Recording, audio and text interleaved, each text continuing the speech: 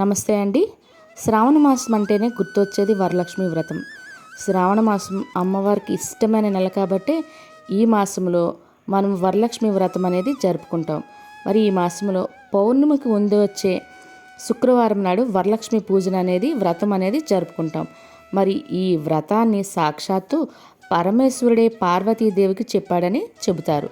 కాబట్టి మరి ఈ 2024వ సంవత్సరంలో వరలక్ష్మి వ్రతము ఏ రోజున వచ్చింది, ఏ సమయంలో వ్రతం అనేది ఆచరించుకోవాలి, మరి ఆ రోజు పూజా సమయాలు ఏంటి, తాంబూలం అనేది ఏ సమయంలో ఇచ్చుకోవాలి, ఇలాంటివన్నీ కూడా ఇప్పుడు ఈ వీడియోలో చూద్దామండి.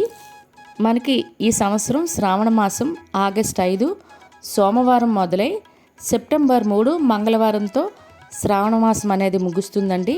మరి మనకి ప్రతి సంవత్సరం ఒక్కొక్కసారి 4 శ్రావణ శుక్రవారాలు వస్తాయి, ఒక్కొక్కసారి 5 శ్రావణ శుక్రవారాలు కూడా వస్తాయండి. ఈ సంవత్సరం అయితే మనకి 4 శ్రావణ శుక్రవారాలే మాత్రమే వచ్చాయి. మరి మనము వరలక్ష్మి వ్రతం అనేది ఇందాక చెప్పుకున్నట్టు పౌర్ణమికి ముందు వచ్చే శుక్రవారాన్ని వరలక్ష్మి వ్రతం అనేది జరుపుకుంటాము. మరి ఈ సంవత్సరం వరలక్ష్మి వ్రతం ఆగస్టు 16, 2024 శుక్రవారం నాడు వరలక్ష్మి వ్రతం అనేది జరుపుకుంటామండి. ఇది పౌర్ణమికి ముందు వచ్చే శుక్రవారం. ఈరోజు ప్రత్యేకత ఏంటంటే ఈరోజు ఏకాదశి, ద్వాదశి 2 తిథులు కూడా కలిసి వచ్చాయండి. మరి ఉదయం పూజా సమయం, ఉదయం వ్రతం ప్రారంభించుకోవడానికి తెల్లవారితే 5:42 అండి. ఉదయం 8:10 లోపు పూజ ప్రారంభించుకొని ఏ సమయంలో అయినా మనం పూజ అనేది ముగించుకోవచ్చండి. కానీ ఇంత ఉదయాన్నే అయితే మనకి అలంకరణ మరియు పిండి వంటలకి మనకి సమయం అయితే సరిపోకపోవచ్చండి. కాబట్టి ఉదయం 10:24 అండి, మధ్యాహ్నం 12 లోపు ఈ సమయం మరలా మంచిదండి.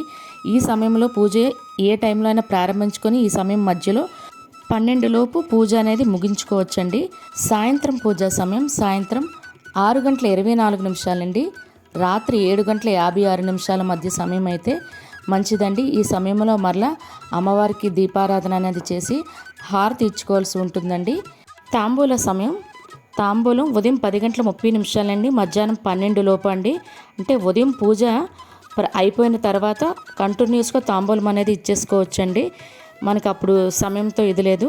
సాయంత్రం 6:42 అండి, రాత్రి 7:55 మధ్య అంటే అమ్మవారికి దీపారాధన మరలా చేసి హారతి ఇచ్చిన తర్వాత మరలా తాంబూలం అనేది ఇచ్చుకోవచ్చు అండి.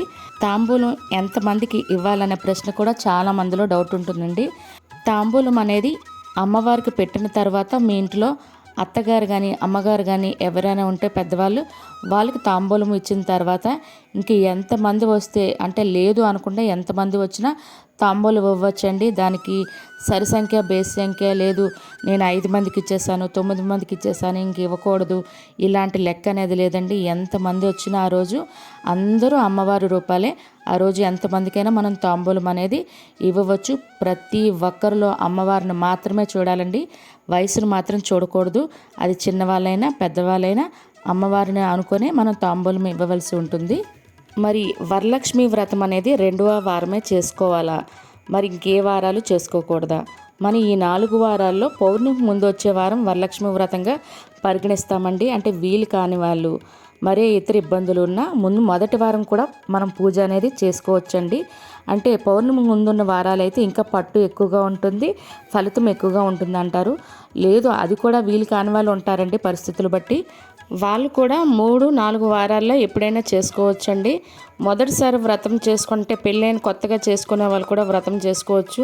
మా ఫ్యామిలీలో మాకు ఈ ఆచారం లేదండి అని కొంతమంది అంటూ ఉంటారన్నమాట, మాకు వ్రతం గురించి తెలియదని. అలాంటి వాళ్ళు కూడా అంటే ఈ వరలక్ష్మి వ్రతం చేయడానికి ఆచారము ఆనవాయితీ అనేది ఏమీ లేదండి, ఎవరైనా చేసుకోవచ్చు. కలశం పెట్టడానికి మాత్రం ఆనవాయితీ ఉందా లేదా చూసుకోవాలి. అంటే మీ పెద్దల్లో ఎవరైనా కలశం పెట్టే ఆనవాయితీ ఉంటే కంటిన్యూ చేసుకోవచ్చు. లేదు అనేవాళ్ళు కలశం పెట్టకుండా కూడా వరలక్ష్మి వ్రతం అనేది ఆచరించుకోవచ్చు. మరి ఇలాంటి వీడియోలు కూడా మన ఛానల్లో వస్తాయి, తప్పకుండా చూడండి. మొదటి వారం వరలక్ష్మి వ్రతం చేద్దాం అనుకునే వారు ఎవరైనా ఉంటే వాళ్ళకి పూజా సమయాలు కావాలనుకుంటే ఈ వీడియోలో కామెంట్ బాక్స్లో కామెంట్ చేయండి, తప్పకుండా రిప్లై అయితే ఇస్తాను. 3-4 వారాలు కావాలన్నా తప్పకుండా రిప్లై ఇస్తాను. మీకు ఈ వీడియో మీద ఎటువంటి డౌట్స్ ఉన్నా కామెంట్ బాక్స్లో కామెంట్ చేయండి. మరి మీకు ఈ వీడియో నచ్చినట్లయితే ప్లీజ్ లైక్ చేయండి. మరి మీ ఫ్రెండ్స్ అండ్ ఫ్యామిలీ మెంబర్స్ కూడా వీడియో ఫార్వర్డ్ చేయండి. ధన్యవాదములు.